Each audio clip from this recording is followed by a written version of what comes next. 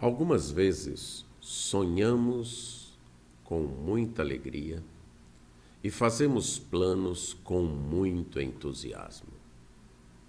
Mas na hora que iniciamos a realização destes planos, a realidade mata o nosso entusiasmo, esmorece a nossa vontade e o desânimo toma conta de nós. Isto aconteceu com o povo de Judá quando voltou do exílio da Babilônia. Eles chegaram cheios de entusiasmo e alegria para reconstruir o seu templo. Mas se depararam com uma cidade em ruínas, campos abandonados, muralhas derrubadas, o templo incendiado, só cinzas, e um desânimo muito propagado. Ver a cidade desprotegida, com seus muros destruídos, vazia, porque suas casas e vilas não mais refletiam a vida de antigamente. Do templo, só os alicerces restavam, só cinzas. Isso os chocou. Mas mesmo assim eles recomeçaram. No entanto, houve um problema a mais: a pressão e a ameaça dos adversários. E assim, eles pararam. Muitas vezes acontece também em nossas vidas. A pressão nos leva a desanimar, a entregar os pontos. Quando as dificuldades são maiores do que as esperadas e as realizações menores do que as sonhadas, o que nós devemos fazer? Nós devemos confiar no não temas de Deus. O povo de Israel, aquele povo de Judá, a princípio se entregou ao desânimo. Mas Deus levantou um profeta, o profeta Ageu. E o profeta Ageu, então, falou com ele o não temas de Deus. Lá no livro do profeta Ageu, no capítulo 2, nós temos esta mensagem que, por ordem de Deus, ele comunicou. Ageu, no capítulo 2, verso 5, vamos ler o verso 4 e o verso 5. Ora, pois, sê forte, Zorobabel, diz o Senhor, e sê forte, Josué, filho de Josadaque, o sumo sacerdote, e tu, todo o povo da terra, sê forte, diz o Senhor, e trabalhai, porque eu sou convosco, diz o Senhor dos exércitos. Segundo a palavra da aliança que fiz convosco quando saístes do Egito, o meu espírito habita no meio de vós. Não temais. Quando você iniciar um projeto, uma tarefa, uma missão, e perceber que as dificuldades são maiores do que aquelas que você imaginava, e que as realizações, as recompensas são menores do que as que você esperava, não tenha medo. Olhe para o passado e veja o que Deus fez. É isso que Deus desafia o povo a fazer. O livro de Ageu contém as mensagens da parte de Deus dada ao povo de Judá através do profeta Ageu. Ageu é apenas o instrumento. A palavra vem por sua mão. O que é bem verdade no nosso caso, porque nós temos a palavra escrita. No capítulo 1, versos 1 a 3, nós lemos isso, que no 2º ano do rei Dário, no 6º mês, no 1º dia do mês, a palavra do Senhor veio por intermédio da mão do profeta Ageu. A Zorobabel, filho de Salatiel, governador de Judá, e a Josué, filho de Josadaque, o sumo sacerdote. Então, o que nós temos aqui é a palavra de Deus. No livro nós temos mensagens pregadas durante um período de 4 meses. Então, o ministério do profeta Ageu, retratado aqui no seu livro, é um ministério relativamente curto, de apenas 4 meses. Começou, melhor dizendo, no dia 29 de agosto e terminou no dia 18 de dezembro do ano 520 a.C. O povo tinha voltado do exílio. Eles tinham voltado aí uns 17 anos antes. Deus havia providenciado que o rei Ciro fizesse um decreto para que eles retornassem. Isso está registrado no livro de Esdras, no capítulo 1, versos 1 a 8. E alguns ficaram lá na Babilônia, alguns se espalharam pela Medo-Pérsia, mas outros retornaram. Mas mesmo aqueles que não retornaram, ofertaram para Deus. Eles estavam muito entusiasmados com a reconstrução do seu templo.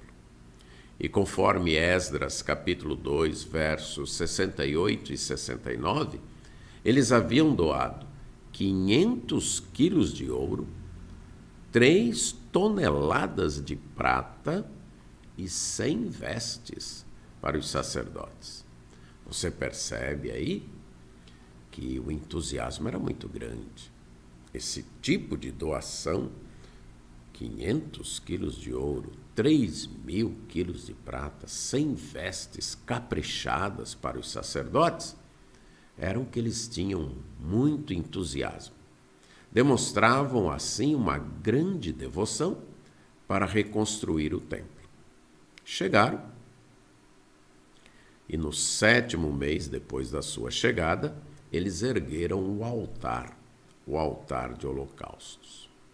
Eles estavam com medo, porque os inimigos, as nações ao redor, não queriam que Jerusalém fosse reerguida, que o templo voltasse a funcionar. E então, eles lançaram os alicerces. E fizeram isso cheios de alegria. Isso está lá em Esdras, capítulo 3, versos 8 a 13. Com muita alegria, eles iniciaram a reconstrução do templo.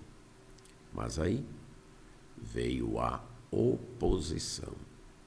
Os adversários começaram a fazer intriga, a fazer ameaças, e o rei embargou a obra. Capítulo 4 do livro de Esdras nos conta essa história.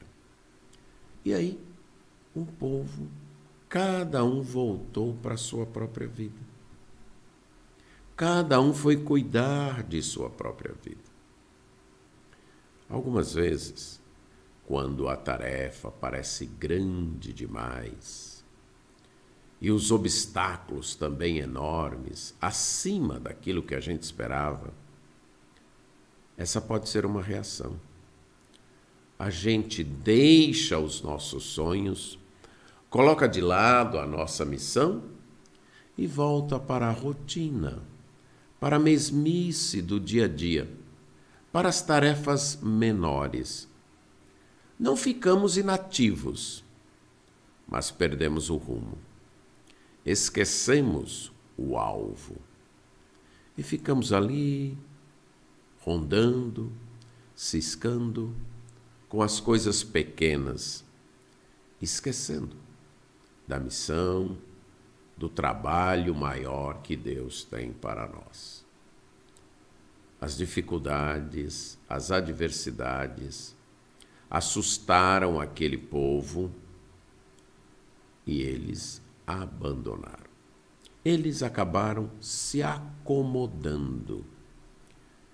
E sabe quantos anos se passaram neste comodismo? 17 anos. 17 anos em que eles dizendo, não é tempo, é isso que diz o profeta Ageu, agora no capítulo 1, versos 2 e 3. Assim fala o Senhor dos Exércitos.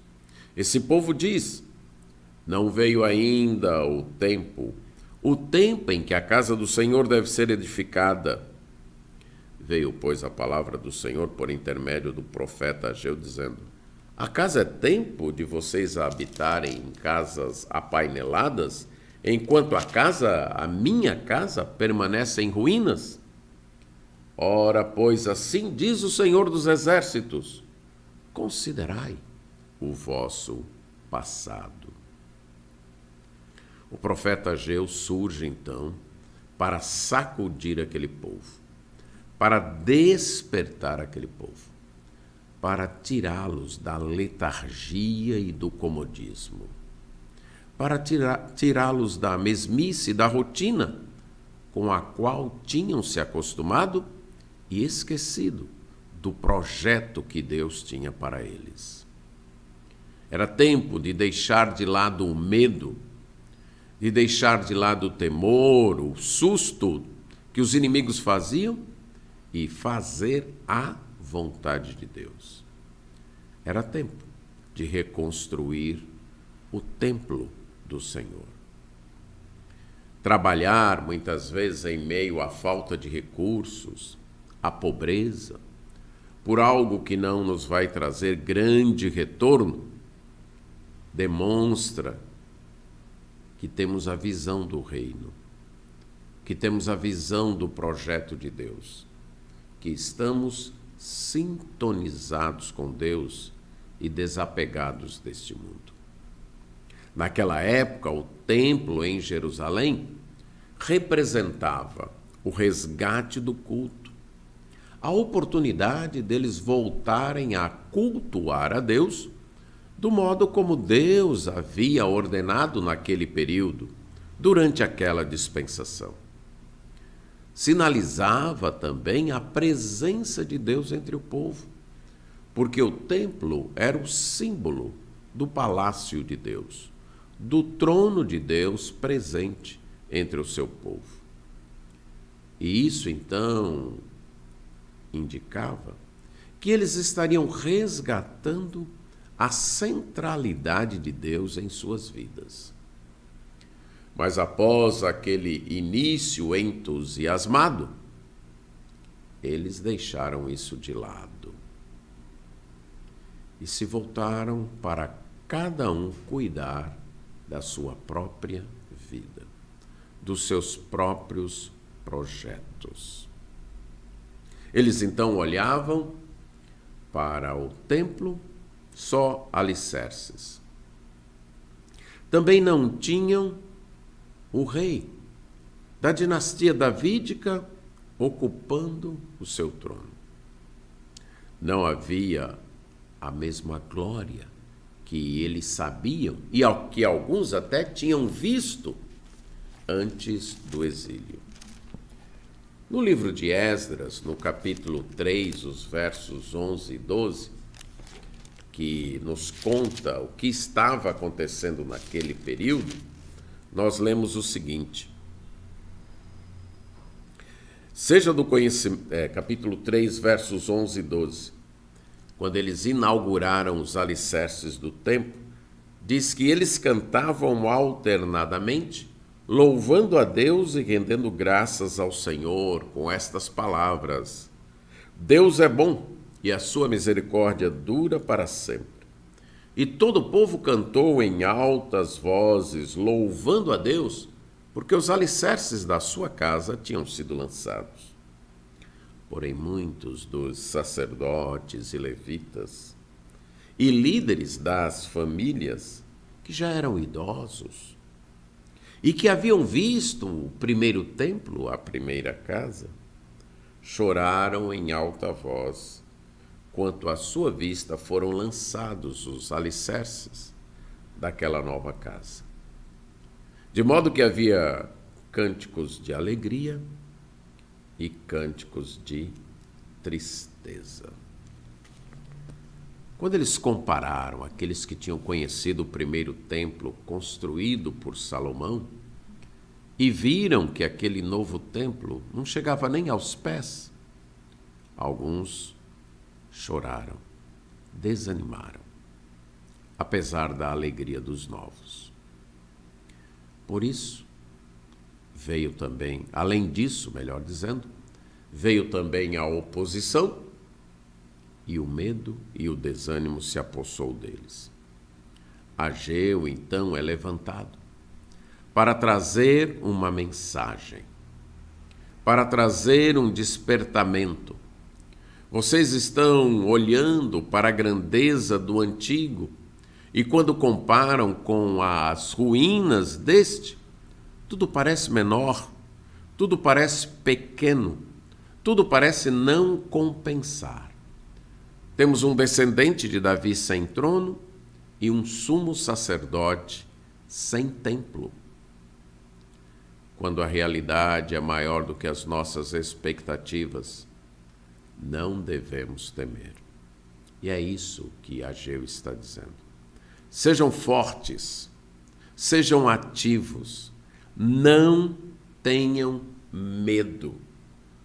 Eu sou aquele, o Deus de vocês, que tirou vocês da terra do Egito, que fiz uma aliança com vocês. Quando o desânimo chegar, olhe para o que Deus já fez na sua vida. Olhe para o passado, para as dificuldades que outros também já enfrentaram. É interessante que as palavras dirigidas aqui a Zorobabel e a Josué, que era o sumo sacerdote, são muito semelhantes às palavras que estão registradas em Josué capítulo 1, versos 6, 7 e 9, dirigidas a um outro Josué, o Josué líder da conquista. Tenham coragem, tenham ânimo, sejam fortes. Olhem para o que Deus já fez com pessoas que também enfrentaram dificuldades, que também enfrentaram adversidades. Olhem para Josué, quando há quase 1000 anos antes, Deus o usou para enfrentar maiores inimigos até do que esses que vocês agora enfrentam. E Deus disse para eles: tenha coragem, seja forte, não tenha medo. E ele confiou em Deus, e Deus lhe deu a terra. Olhem para isso. Considerem o passado de vocês. Considerem, então, que Deus já trabalhou e continua trabalhando. Deixem essa questão da recompensa, da glória comigo. Eu sou o Senhor, que fiz uma aliança com vocês, que tirei vocês do Egito, que usei o meu servo Josué para colocar vocês nesta terra. E agora eu trouxe vocês de volta. Não tenham medo, não desanimem. Olhem para o passado, vejam o que eu já fiz e se animem. E o povo se animou. A pregação de Oséias surtiu efeito e o povo recomeçou a construção da casa. Deus atuou de tal maneira que despertou, conforme diz o capítulo 1, verso 14, o espírito de Zorobabel, que era o governador, e de Josué, que era o sumo sacerdote, e de todo o povo, e eles começaram a trabalhar para a reconstrução da casa. Olhe para o passado, veja o que Deus já fez e se anime. Mas quando as dificuldades são maiores do que as que nós esperamos, e as realizações e recompensas bem menores do que a que nós sonhamos, além de olhar para o passado e ver o que Deus já fez, devemos olhar para o presente para ver além do visível, para ver o invisível. Voltando a Ageu, capítulo 2, versos 4 e 5, Deus diz para aquele povo: eu estou convosco. Já havia dito isso no capítulo 1, verso 13, e agora ele diz: não tenham medo, o meu espírito habita no meio de vocês. Parece que vocês são poucos, parece que vocês são muito pequenos, parece que vocês não têm valor algum. Quando vocês olham para as aparências, vocês descobrem que esse templo que vocês estão construindo não é nem sombra daquele templo majestoso construído pelo rei Salomão. Quando vocês olham para as aparências, parece que vocês não têm nada, que estão derrotados e que os inimigos em torno de vocês são bem maiores, são bem mais valiosos do que vocês. Quando vocês olham para as aparências, parece que vocês não têm recursos nenhum, não têm forças nenhuma. Vocês acham que são pequenos demais. Mas olhem para além das aparências. Olhem para a realidade invisível. Eu tenho um compromisso com vocês. Eu fiz uma aliança com vocês, um pacto com vocês, quando eu tirei vocês da terra do Egito. E eu estou presente com vocês. Eu sou convosco. O Senhor dos exércitos, o Senhor Todo-Poderoso, o Senhor que domina todas as forças, poderes e reinos, eu estou com vocês. Vocês são pequenos? Sim. Vocês são frágeis? Sim. Vocês são considerados sem valor? Sim. Um reino pequenino e derrotado? Sim, vocês são considerados assim. Vocês não têm muitos recursos? Sim, não têm. Mas eu, o Senhor dos Exércitos, estou no meio de vocês. E o meu Espírito habita no meio de vocês. Então, não tenham medo. Vocês só precisam desta glória, a glória da minha presença com vocês. Essa é a única glória que vocês precisam. Muitas vezes nós olhamos para outras obras, outros empreendimentos, e nos quedamos maravilhados do poder, dos grandes recursos, da força, da glória das pessoas que estão envolvidas naquilo. E olhamos para a obra que Deus está realizando através de nós e não enxergamos glória nenhuma. E não enxergamos nenhum glamour, nenhum poder. Parece tudo pequeno demais, pobre demais, frágil demais, sem valor até. E ficamos desanimados. E ficamos com medo. Mas isso é porque não estamos vendo o invisível. Não estamos vendo a presença de Deus conosco. Não estamos considerando a presença do seu Espírito Santo entre nós. E quando não enxergamos o invisível, como o apóstolo diz, nós andamos pela aparência, aí nós ficamos desanimados.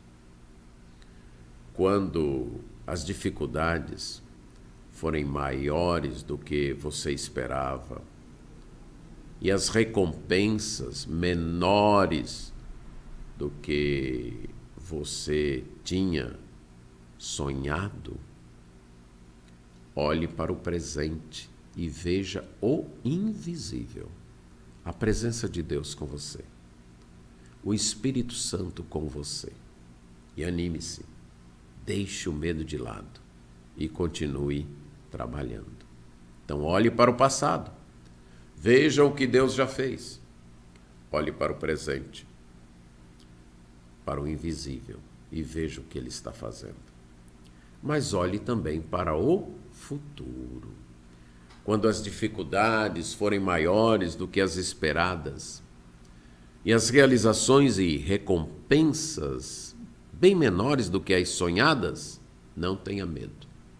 Além de olhar para o passado, considerando o que Deus já fez, olhar para o presente, tendo certeza da presença de Deus conosco, olhe para o futuro, para aquilo que Deus ainda vai fazer. É o que vai dizer o verso 6 do capítulo 2.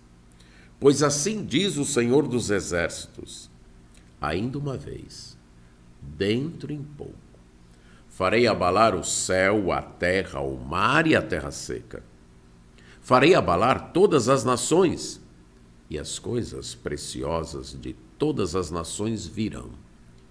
E encherei de glória esta casa, diz o Senhor dos Exércitos. Minha é a prata, meu é o ouro, diz o Senhor dos Exércitos.